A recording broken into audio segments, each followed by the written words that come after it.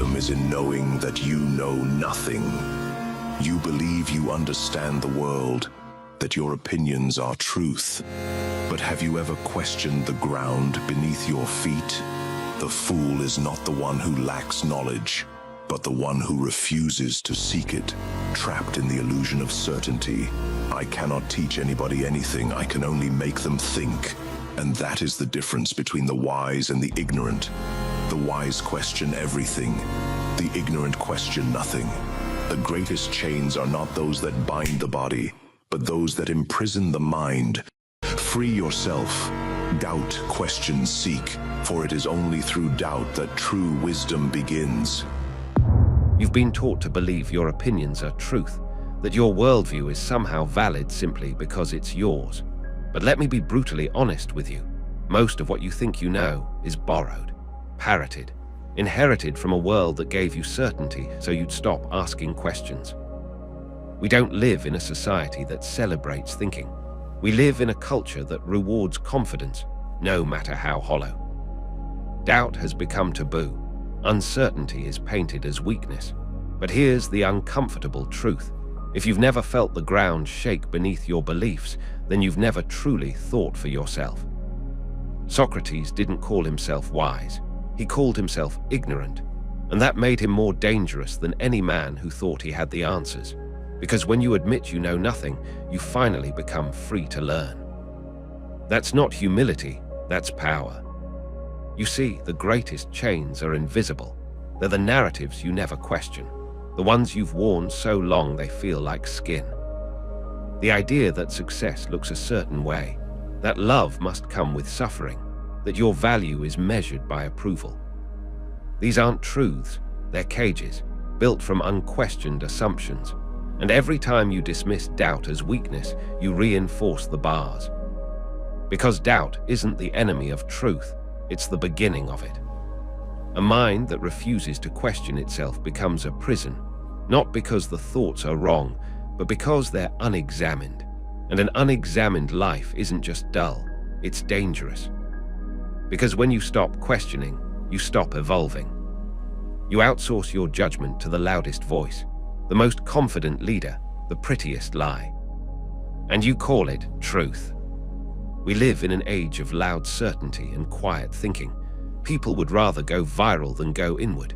Everyone has a take, but almost no one has a clue. So here's the shift.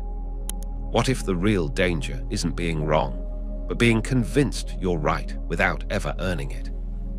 What if wisdom isn't found in answers, but in the courage to ask again? This truth is not comfortable. It demands you kill your ego, that you betray your own beliefs when they no longer serve you, that you choose growth over pride.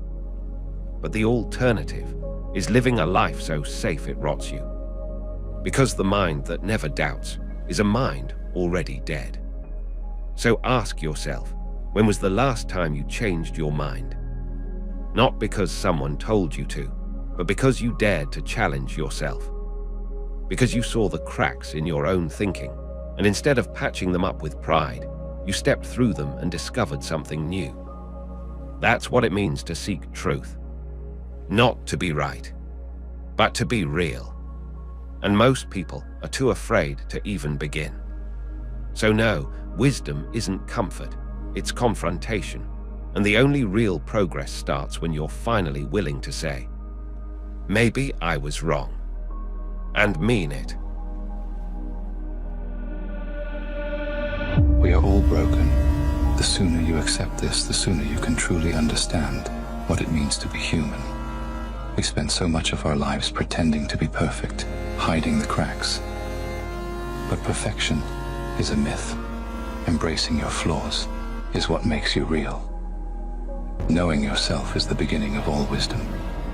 It's only by confronting your brokenness that you can truly grow.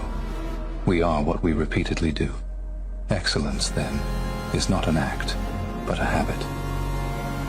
And the habit, it's accepting your imperfections and using them to fuel your growth. When you learn to stop fighting your flaws, they become your strength.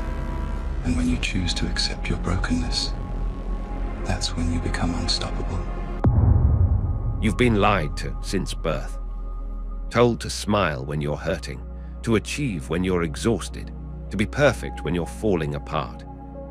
We worship the image of the flawless. Flawless skin, flawless resumes, flawless lives. But there is no such thing as a flawless human being, only flawless performances. And most people are just acting. The truth is you are broken. So am I, so is everyone you admire. The difference is some hide it and some use it. You've been taught to cover your wounds, but wounds are not weakness, they're windows. To be broken is not to be defective, it's to be human. What's dangerous isn't your pain, it's your denial of it. Because when you pretend you're whole, you disconnect from reality. And when you disconnect from reality, nothing you build can stand. We spend so much energy crafting the illusion of having it together that we leave no room to actually grow. You cannot become who you're meant to be while you're busy performing who you think you should be. It's a slow suicide of the soul. Here's the shift. What if your flaws aren't obstacles, but instructions? What if the things you most want to hide are the very things that could save you? You think growth is about fixing yourself. It's not. It's about understanding yourself. It's about sitting in your own darkness long enough to realize you're still alive inside it. That's the only place real change begins. You want transformation, then stop resisting the truth of who you are. Stop polishing the mask and start listening to the mess. Because everything you try to bury, your insecurity, your guilt, your pain, that's the raw material of wisdom, not in spite of the cracks, because of them. You don't become powerful by pretending you're unshakable. You become powerful when you're no longer afraid to be seen shaking. Excellence isn't some sudden achievement. It's the byproduct of brutal honesty repeated daily. You want strength. It comes from accepting that you're weak and choosing to show up anyway. You want wisdom. It comes from embracing your confusion and learning anyway. You want freedom. It comes from dropping the performance and living anyway. The ones who grow are not the ones who were born strong. They're the ones who refuse to let their wounds define them. So no, your brokenness isn't your downfall. It's your foundation. But only if you're brave enough to build from it. You cannot teach a man anything. You can only help him find it within himself. In questions of science, the authority of 1,000 is not worth the humble reasoning of a single individual. The true man is one who relies on his own reasoning, who does not seek validation from others, but instead looks to the truth within himself. To be a man is to embrace curiosity, to reject the easy answers, and to fearlessly seek knowledge, even when it leads you down a difficult and lonely path. Most people don't think. They conform, they repeat, they adopt the loudest opinion in the room and wear it like it's their own, not because they're evil, but because it's easier. Thinking is hard. Real thinking, the kind that fractures your identity, that makes you question what you've built your life around, that's not glamorous, it's not convenient, and it's definitely not popular. But it is necessary. You cannot teach a person truth. You can only help them remember it, because the truth isn't hiding in a podcast, a quote, or a guru's voice. It's buried inside the quiet places of your own mind.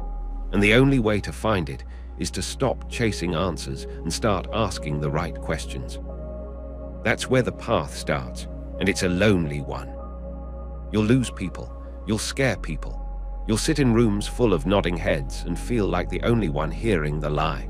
But you'll stay silent because comfort buys loyalty, and most people would rather feel included than be free.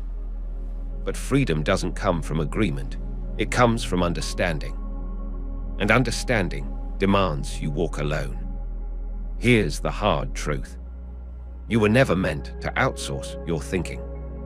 Not to your parents, not to the system, not to the crowd shouting the same slogan in 1,000 different ways.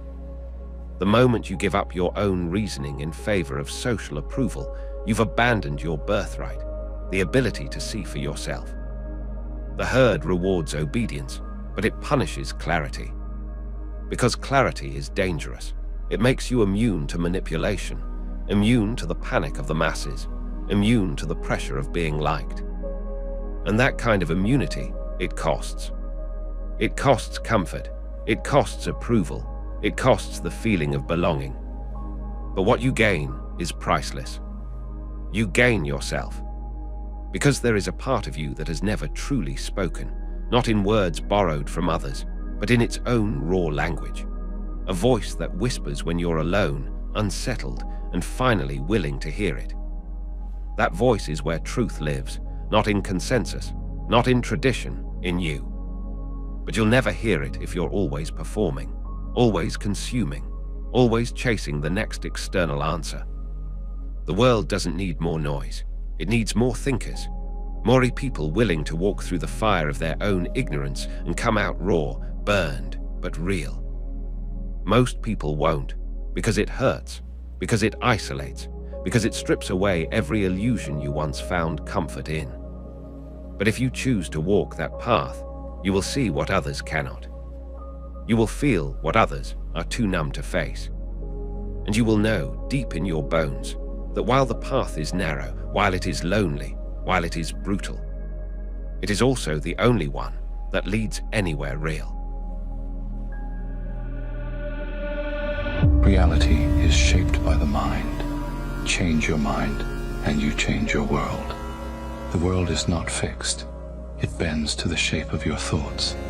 Every idea you hold, every vision you nurture, carves the path ahead. A man who sees only obstacles will find himself trapped. But he who envisions possibility shapes the future with his own hands. The greatest wealth is to live content with little, not because the world is scarce, but because the mind that needs less is free to create more. Desires left unchecked turn to chains. Illusions of control become cages. But he who commands his thoughts commands his world. Do not wait for fate to hand you meaning. Do not wait for the world to change. Change your mind and the world will follow. The world you live in isn't out there, it's in here. You don't see reality as it is. You see it through the filter of your expectations, fears, and beliefs. Two people can live in the same moment and inhabit completely different worlds. One sees possibility, the other sees threat. Same facts, different minds. The painful truth, reality bends to thought, not because the world changes for you, but because you can't see what your mind refuses to believe. And most minds are prisoners. Prisoners of wanting, of chasing, of needing life to be different before it can feel enough. You were taught to want more, not because you need more, but because desire is profitable. If you're always reaching, you're always consuming. If you're never content, you're always controllable. Desire left unchecked doesn't liberate you, it enslaves you. You think you're chasing success, love, happiness, but what you're really chasing is relief from the discomfort of sitting with yourself as you are right now. But here's the twist. You don't need to control the world. You need to master your mind. Because the man who can command his thoughts doesn't need the world to bend. He bends with it. That's not passivity, that's power. You've been told to change your circumstances. Get the better job, the better body, the better partner. But what if the real shift comes not from changing the outside, but from confronting the inside? The belief that you are not enough. The belief that more will make you whole. The belief that peace lies anywhere other than this moment. These ideas do not liberate you, they bind you. The man who needs nothing is the most dangerous kind of man, not because he lacks ambition, but because he cannot be bought, baited, or broken. He sees clearly, acts freely, thinks independently. And most of all, he creates, not from scarcity, not from desperation, but from stillness. Stillness is not stagnation, it's a sharp blade. The mind that no longer chases can finally choose. It chooses focus over distraction, depth over dopamine, discipline over desire. And in that choice, it becomes free. So no, the future won't save you, and fate isn't coming. If you want the world to change, start with the only thing that ever mattered, the way you see it. Because if your mind is a mess, the world will always feel broken. But if your mind is clear, truly clear, then even chaos becomes a canvas. And you become the one holding the brush. You've been told life is a game, that if you play by the rules, you'll win. Be smart, be pretty, be right, be good. But the rules are rigged, the game is a lie. You were never meant to fit in. You were meant to wake up, to tear off the mask, to stand still in your brokenness, to think alone in a world that fears silence, to command your own mind in a culture that profits from your chaos. You were taught to seek comfort, but growth is uncomfortable. You were taught to chase certainty, but truth is full of doubt. You were taught to look outward, but the answers you're dying for have always been buried inside. No one is coming to save you, no system, no belief, no perfect version of yourself that finally has it all together. Because this isn't about becoming more. It's about becoming real. You don't need a new identity. You need to let go of the illusions you were raised to believe. The illusion of perfection. The illusion of control. The illusion of knowledge. The illusion that the world owes you meaning. You want meaning? Create it. You want truth? Dig for it. You want freedom? Then earn it by stripping away every lie you've ever told yourself just to survive. Because once the lies fall away, what remains isn't weakness. It's you. And that, finally, is where life begins. So now, the question is whether the world is ready for you. The real question is, will you ever be honest enough to meet yourself?